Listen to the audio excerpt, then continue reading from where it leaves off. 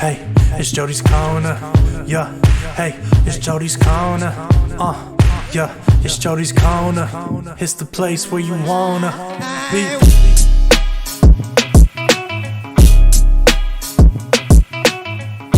In the beginning, it's like I had to take a leap of faith.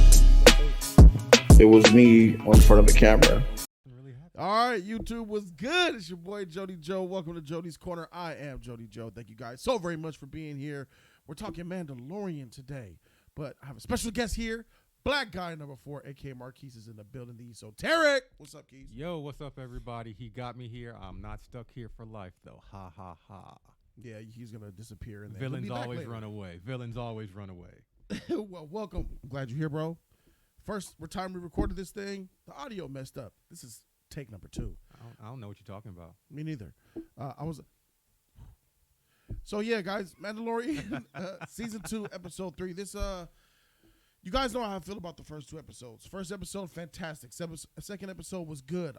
It speaks to me as a Star Wars fan, but I understand what this show is. I need you guys to understand that I know I have tinted eyes and goggles over my vision when I watch the show, and being able to do that allows me to enjoy much of what the show delivers. With that being said, dog, a little bit disappointed in this episode. Mm-hmm. This episode had a lot in it, but nothing in it. Yeah, if that makes sense. I totally understand. All these ingredients, and when you take a taste of it, you're like, It's like, dang. something's still missing. Yes. This was the episode that I even told Andy, I said, bro, if you're really hyped for episode 3, don't be, because I anticipated this episode's going to be nothing. But episode 4 does look promising. But let's talk about this episode. The Mandalorian gets to the planet with the dinosaur frog lady. Yeah. Is that what we're going to call her? Yeah. Dinosaur frog lady. Petrie. Yeah, she got there with Petrie. Petrie, we didn't get to see like Land Before Time 17. Don't say the name. So put it in the comment section. What is he talking? Who's Petrie, and from what iconic movie? All of a sudden, we realized that she grew up and she actually did have a relationship with Spike. So it's very, very interesting to see how those things are. There's probably a long neck somewhere in there. Sorry. Hey. Frog lady got the babies. We saw the daddy. Mm-hmm. Daddy says, yeah. Mandalorian, yeah, I've seen people like you this way. Mm-hmm. So that whole entire trip, Keys, that whole bullshit they went through in the ice, mm-hmm. the spiders trying to eat them, Yep. was simply for the man to say, oh, I know somebody else who might know who they are. Yep. Talk about a waste of time, bro. God Yep. damn. So, Frogman knows a guy who knows a guy who knows a guy who also knows a guy. Yeah. Who just might be able to take him to a guy who he's seen in some armor that might be a Mandalorian. Unbelievable. Really, really, really crazy little situation. But at least we got that out of the way in the first, 5 minutes? I would say so. First 5 minutes. And I was actually surprised. They met each other on the dock, gave each other that hug, and it's just so uneventful. Like, everything that they went through, mm-hmm. like this reunion he had, like this little mediocre-looking, whack-looking hug right here. Yeah. I feel like they could have done a lot better. Like, it could have meant more because of what we know the Mandalorian went through. Mm-hmm. And I was really kind of looking forward to actually seeing the setup he made for her and everything like that to get their lineage and everything kind of essentially rebooted so it wouldn't die out and everything like what he actually did. But it was just like, oh no, we're at the port. Yay, we're hugging it out. Awesome. All right, you can go that way, Mandalorian. We're good. We're done with you. That's what it was. So, that was a little bit disappointing. That's what it was. And we were hoping I was hoping definitely to get something else inside the episode. It wasn't a lot. There was some stuff, but it wasn't a lot. What did you want to touch on first, though, as far as that So goes? we know about the meetup. We know that he wanted to get him some food. Took Baby Yoda to get some food, and there was a spider in it. And for some reason, he wasn't. I guess eating spiders in that oatmeal was normal. That was kind of cute. It's full of cute stuff. It's full of Baby Yoda cuteness. You know what I'm saying? Stuff like that. Baby face Yoda. hugger. Baby Yoda likes to eat other species, and we're supposed to continuously take him as cute. And I now just ever since the episode when he was like, I was like, Baby Yoda is a savage. Yes. The foundling, the one, this one, whatever we choose to call him, unconfirmed Yoda, whichever you want to feel like of it, it's all there. But I really think it's good that they're still giving us those little moments because I'm still going, oh, look at him, and then every so often I'm like, all right, it's a little, pull it back, give me some more Mandalorian, give me some more. Well, how about this for some more? Me and you have common sense, right? Sometimes You would think that the Mandalorian would have even more so as being this trained bounty hunter legend, right? So me and you, we could sit at a bus stop, Keith, and see somebody sketchy, and we could feel some type of way about him. Tell me, how is it that the Mandalorian saw this motherfucker and didn't feel no type of way about him? My man's got on tentacle. Look at this man. Yes, I know where you can find the guy. I'm like, bruh. So Mandalorian's just taking my man's word for it in a pub, sounding like on a ship in the middle of nowhere, it seems. Yeah. On a fishing boat. And then you gave a really good example that I love. So they're on the ship, and what does he do? How does the Mandalorian get the ooh-wop? Oh. How does he get the How does he get the ooh-wop? It's just, hey, why don't you come over here and just look at this right here? You got yourself a nice little kid right there. Why don't you just come over here and see how we feed these animals over here? You ever seen one before? It's quite a sight when you feed them. Why don't you get a little bit closer? Go a little bit closer. Get a little bit closer. No! Like, oh, Close wow. the lid. Open up the hatch. Check it out. Ha! Uh-oh. What? Wait a minute. Instead of him being on guard, he lets the monster, and you're in there. For sure. Close I mean, it. honestly, if he's like, it's just especially when he's like, yeah, I might know. Even when he's inside the tavern and he's like, yeah, I think I know where this Mandalorian you're looking for is. Getting poked to death. Getting poked to death. What is this going to do to the Mandalorian? He's drowning. He's drowning in his own helmet somehow. So for some reason, this was supposed to be the end of the Mandalorian. What? Him inside of this vat of water getting poked by sticks on his armor until they come at the nick of time. And that's what I want to say. The bounty hunter, Mandalorian, is he's Batman, right? He's Batman, but he doesn't have the skill. He doesn't display the skill or the fighting or the capability. He just has that plot armor, that ultimate amount. He is half awesome and legend, and he's half luck. Yeah. In this episode, these bounty hunter crew people that look like him, He was like 85% luck. twice at the nick of time, they come falling out of the sky without him knowing to save the day. Yeah. Now, I like that the Mandalorian family came through because they bring that different ideology. Like, yo, motherfucker, you're not Mandalorian. You took your mask off. You're not one of us. And they're all looking like, ha, this motherfucker tripping. Where he been in a tunnel? Man, we out here in the thick of it, my dude. You better get over that shit, bruh. That's why we're iconic. And I'm like, all right, I can feel that. That's cool and all. It was interesting to see how they were like, especially the gentleman where he says, oh, he's one of them. He's one of them. He's one of those type of guys. He's actually not a true Mandalorian. You go, ma'am, what is it? The Heiress, title of the episode. Heiress, you going ahead and tell him what the true Mandalorians are and let him know what he is. Yeah, he appears. Yeah, you're over here. You don't ever take your helmet off. No. We take helmets off over here, man.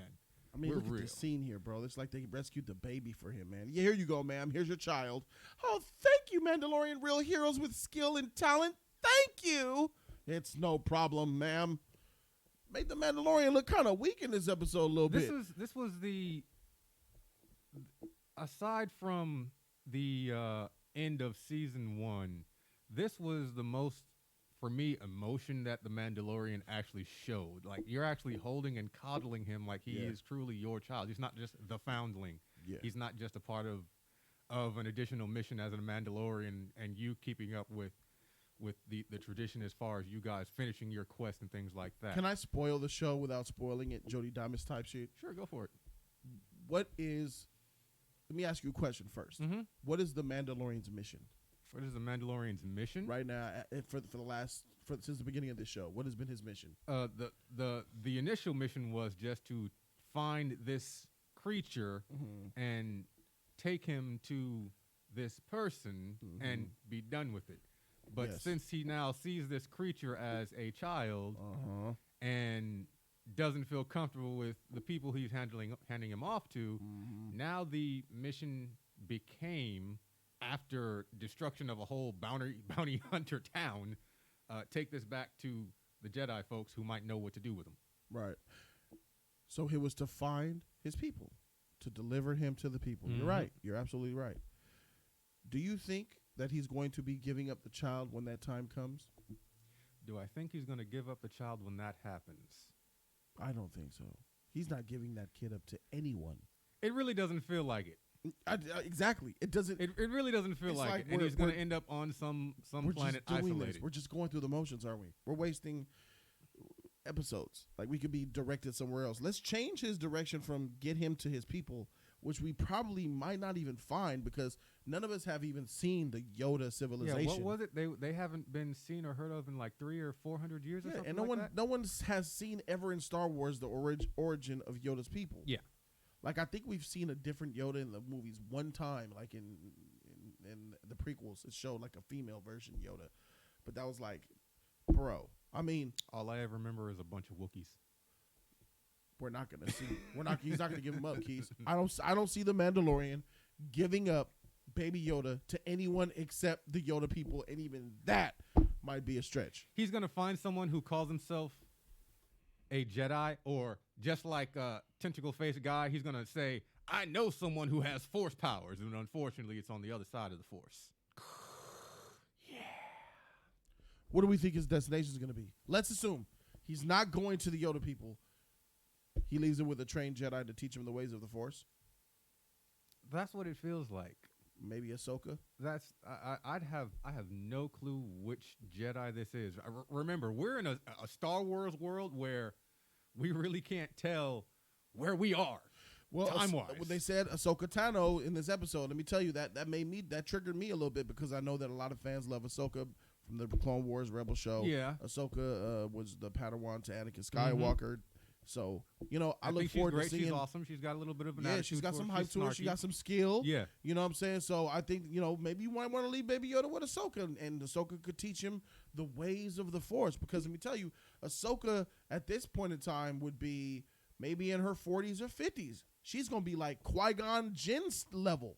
She should be up there with the knowledge of the Force, bro. So she should be really, really powerful. And, Mandalorian ain't no match for her, so I'm pretty sure Mandalorian's gonna bow down to her and recognize her greatness, and maybe that'll be a good spot, and they could go journey together and cheat. I don't know, but it was nice to see the other Mandalorians in here. There was some times in here where we saw stormtroopers, we saw the stormtroopers. ship. The stormtroopers weren't full blown pushovers. Yeah, they weren't all as at least they gave him some heavy blasters to try and hold it off and maybe feel like the bad guys just might win. Yeah, they might just win, and these guys actually have to abort, and they really didn't get anywhere. These Mandalorians are just fire, bro. They're so much better than the Mandalorian. Yeah, he's quite the. You realize how much of a deficit in his skills there actually were. Yes. He has multiple skills. I would probably say his advancement was really more as far as those other three that we were just introduced to. He's probably got more of a better hold on bargaining and communicating with all the different species and things like that. And who's to know that they can't communicate as well? And yeah, we haven't really been shown that, but but we definitely know most likely when it comes down to actual combat skills that those three definitely had more on him. But again, they've been working as a group, as a triad for a while now, and he's been out there single mission, and he's more of the, oh my God, I'm about to say this, the Pattinson Batman we're probably going to get. That's going to be a brute than more of a finesse one. So yeah, that's the feeling of that. But it is good to see that there are more. I hope they don't wear me out with more people taking their helmets off, or at least the way they're doing it. It's just like introduction to new Mandalorian folk. Oh, hey, it's good to finally meet you guys. I'm happy that. Why are you taking? You're not Mandalorian. It's like every time he meets someone, he's just absolutely disappointed and sad. Like he's completely alone. He's like, I finally found some more like me. You're not like me. It's like he's in a cult. They want, yeah, that's what they said. Yeah. He's like, you're a cult. He's one of the cultist Mandalorians. Right. It's like you want to keep him absolutely isolated. He does that enough on his own, but it's not like he's saying or that he's actually expressing with his actual physical emotions that I don't want anybody else around me. He's not like those old 1940s and 50s movies where it's like, you can't be around me, ma'am. I'm a danger. He's not isolating himself just for the fact of it. He actually wants to be around a group of people. That's a good point. That's a good point. But that's not enough. No. Like, that's not enough for me. Like, listen, I'm enjoying the show. I like everything that I'm seeing here because of those, those glasses I was talking to you about. But it feels like for so much to have happened in this episode, meeting a whole new family of Mandalorian. Nothing happened.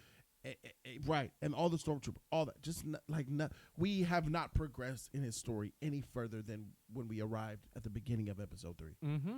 Still in the same situation. So it's like, now they tease Ahsoka Tano for episode 4. Episode 4 should be very eventful. I mean, episode 2 was fine with me. All right, we're in a ship. I don't know what's going on with my ship, man. I can't. That part of my ship doesn't work. Wait, sorry, gotta go. All right, frog lady. Listen, we're stuck on this planet because I was trying to get us out of here, and because I have to follow your rules because your eggs ain't strong enough to handle hyperspace travel. I guess we're gonna have to go slow. So now we're in this situation, and then you leave my ship, and you find a hot tub surrounded by spiders that Baby Yoda loves to eat. Great, thanks. At least that's just felt like these things were somewhat random or not caused by him, and he's gonna work them out of it. This just felt like, mission done. I'm gonna try and get some information. I think I got some information. Nope. They just want my armor. I got saved. I got saved again. Now I'm gonna help the people who saved me, but I didn't really get anywhere, and my ship is really, really crappy right now. Let's talk about that Mandalorian, the WWE superstar who was playing Sasha Banks. Sasha Banks. She's sexy.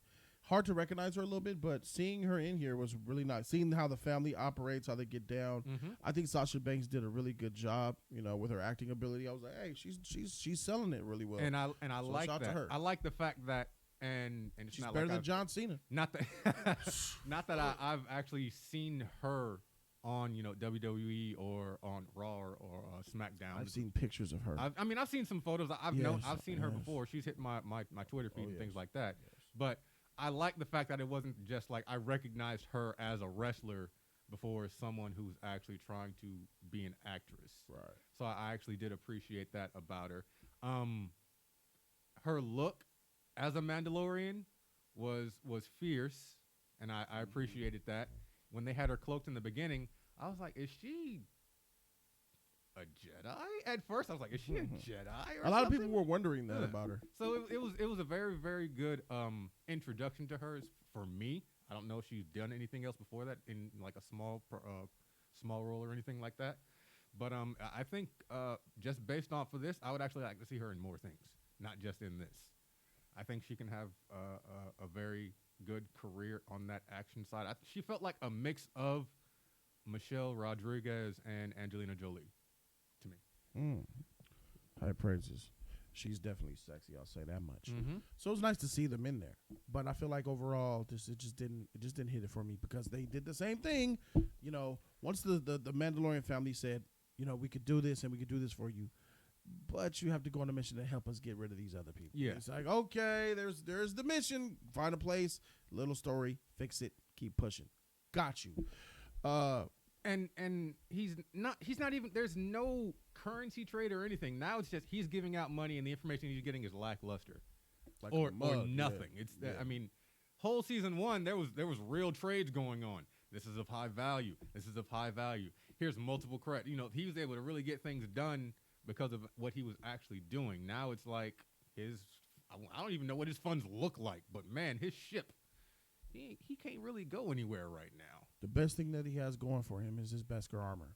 Can I tell you guys right now? And everybody wants that. All these other Mandalorians that are fighting next to him do not have the Beskar armor, but they're being way more sufficient and they're better at their tactics and their fighting ability than the Mandalorian is. Now, I understand that Mandalorian is not going to be the strongest Mandalorian that we ever see in the show, but don't show me a whole entire family that's better than him. That kind of that takes away from him. You know what I mean? Like, they're more skilled, smarter, tactical. They work together. and look at this scene right here. His Beskar armor is what saves the day. Yeah, It was him taking all of that fire from the Beskar to throw those grenades. That's the only thing that made him special in this scene. And that's the only kind of reason why they could have utilized him was because of his Beskar. Like, look, it's crazy. It's ridiculous. But, we'll go final thoughts on this one. Go ahead. Final thoughts. The most impactful part of this episode was Moff Gideon just over the intercom saying, "You know what to do." Mm-hmm. That was it. And then seeing what had to be done afterwards. Yeah. That was the strongest portion of this episode for me. Seeing him try to save Baby Yoda from the mouth of whatever this creature was, get in there, go on ahead and take a look, wasn't enough for me. It really made me just go, oh, are you serious? He can't get out of this? Wasn't he in episode 1 inside of some giant thing with some explosives? And could you, And the female Mandalorian went right in that water and went and got that Yoda. Like, couldn't you just slit that thing over? Yeah, didn't she just go down there and chew? Yes. Where was his blaster? What did I miss? Maybe he was shocked. It was stunning, all the events that happened to him. Really, he's okay. So basically, if he don't question it, you got to roll with this plot armor, bruh. It's the plot armor. Roll with this. If he doesn't have a plan already, he's screwed. Is basically what that felt like. Okay, no problem, sure. But no, it was enjoyable. It just didn't move me to say, yeah, I would actually rewatch all of these to catch up and see what's going on, anything like that. It was just a really, really big filler episode.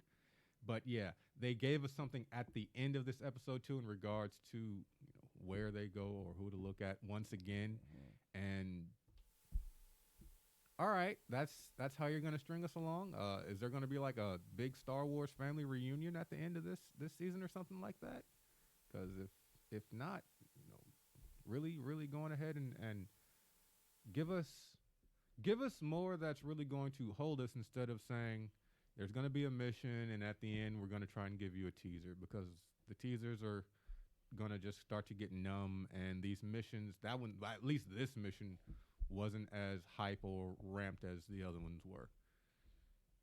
Even seeing the Backtown people try and take down this dragon sand trimmer snake looking thing was better than this episode. Yeah, that was fun. That was you bring a good point. Is it worth coming all the way back to rewatch episode 1, 2, and 3 just to get to 4? No. That's weird. Like, ladies and gentlemen at home, in my closing, I'm going to say this. You guys don't even need to watch episode 1, 2, and 3. You could go straight for the Ahsoka episode. And that's wild. Like, you don't need to see them. Yeah, go straight into episode 4 like we are and enjoy the show. You could actually go from end of season 1 to episode 4 season 2. It's crazy because nothing drastic has changed. Happened. Nothing even minutely altering has happened towards the lineage of season 1 to season 2. It's the same thing. Just some folks he used to know who tried to use him and get him killed and stuff like that. Or some new folks that he just comes to know and they try to use him and get him killed and so that's Favreau, Filoni have issues. Bryce Dallas Howard directed this episode. I noticed her. This is the second that I know. Maybe she directed more, but she directed the episode when I believe the Shock Trooper first came, Gina Carano. That was a good episode.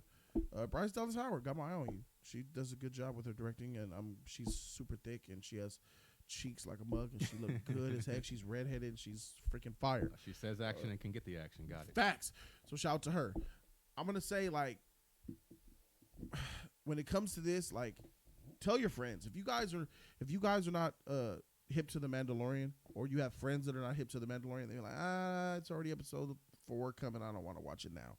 Tell them, nope, go straight from season 1 ending straight into episode 4.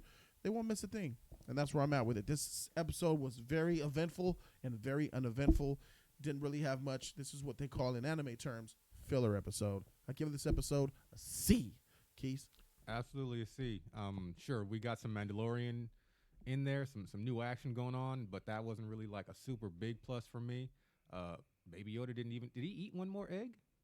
I don't think he ate. I mean, he's worm or something. I swear. Check. Hey, what's up with this ending, my dude? We gotta talk about this real quick. This was the most uneventful ending I've ever seen. Just went to nothing. We didn't even get the score. the Mandalorian score. We didn't even get that at the Like, end. bro. And like, I love that score. I appreciate that score. That was an uneventful ending. So C from you. Yeah, it's definitely a C. C for me. It's close to a minus, but it's definitely not a plus, and it's definitely nowhere near a B. Well, there it is, ladies and gentlemen. There you have it. That's the Mandalorian episode. C from me, C from Marquise. We both are 2 parts of Just Us League. I want you guys to go ahead and subscribe to the channel because we got more of that fire coming y'all way. We out. Remember, we never recorded this once before at all. Never. Deuces. Hey, by the way, guys, hit the subscribe button. It's right there. Yeah, because you did it before, even though we never did this before. Yeah, hit the subscribe button because, why not? You do it for everybody else anyway. And click that video if you're bored. Click that. It's a good one. Trust me. Trust me. Yeah, trust us.